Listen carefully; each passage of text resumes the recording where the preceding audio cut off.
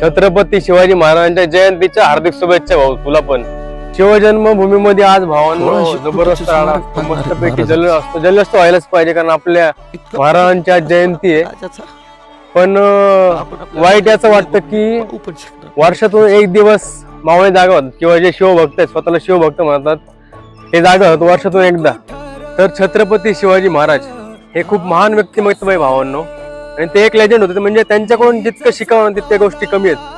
त्यांच्यासारखं फोकस, त्यांच्यासारखं दूरदृष्टी आणि त्यांच्यासारखं सगळ्यात महत्वाचं डिसिप्लिन पर्सन कोण नव्हतं.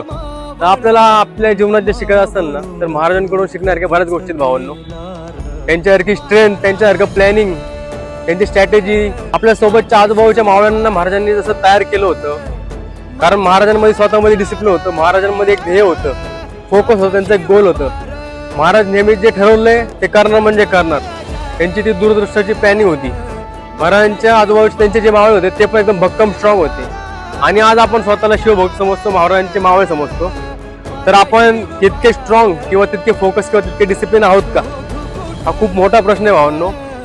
माझे आजकाल बरेचसे मित्र आहेत जे स्वतःला शिवभक्त म्हणतात. शिवजयंतीला ते जागा होतात कारण मी शिवभक्त म्हणतात, पण इतर दिवशी ते दारू पितात, सिगरेट पितात, बरेच व्यसन करतात. तर हे कुठेतरी मला चुकीचं वाटतं भावांनो. म्हणजे आपण शिवाजी महाराजांना मानतो, नुसतं फिजिकली मिशा दाढी ठेवून चंद्रकोर लावून महाराजांना आपण म्हणजे मानू शकत नाही असं मला वाटते. महाराजांना मानायचं तर महाराजांचे विचार आपण मानले पाहिजेत. आपल्या दैनंदिन लाईफस्टाईल मध्ये आपण डिसिप्लिन आणलं पाहिजे, आपल्या स्ट्रेंथवर आपण काम केलं पाहिजे, आपल्या गोलवर आपण फोकस राहिलं पाहिजे. जर का महाराज आता वर्ण बघा असतील तर ते खुश असतील का विचार करा. म्हणजे त्यातले 100% नाही म्हणणार मी, बट 100%पैकी मोस्टली जो आपलं युथ आहे ते किती जण डिसिप्लिन आहेत, किती जण त्यांच्या गोलच्या दृष्टीने फोकस्ड आहेत, आणि किती जण व्यसन करतात ते, आणि किती जण वाईट गोष्टींच्या आहारी गेलेत. तर हे कुठेतरी आपण बदललं पाहिजे, तर आपण स्वतःला एक चांगला शिवभक्त म्हणू शकतो असं मला वाटतं भावांनो. का आपल्याला स्वतःला शिवभक्त समजतो आपण, तर आपल्या डेली लाईफ मध्ये आपण शिवाजी महाराजांचे विचार आत्मसात केलं पाहिजे, आपण डिसिप्लिन राहिलं पाहिजे, फोकस राहिलं पाहिजे, आपल्या स्ट्रेंथवर काम केलं पाहिजे.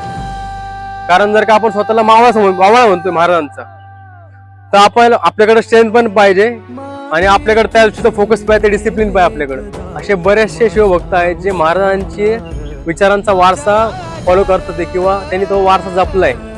असे बरेचसे शिवभक्त आहेत जे आपल्या गड किल्ल्यांचे संवर्धन करतात. ते स्वतः इनिशिएट घेऊन ते गड किल्ले साफ करतात, ते वेगवेगळी भाषणं देतात ते, किंवा महाराजांचे जे पॉवर्ड आहे त्याचं प्रमोशन करतात ते, ज्या शिवकालीन युद्धकला आहेत त्याचं प्रमोशन करतात ते. असे पण शिवभक्त आहेत खरे जे ऍक्च्युली महाराजांचे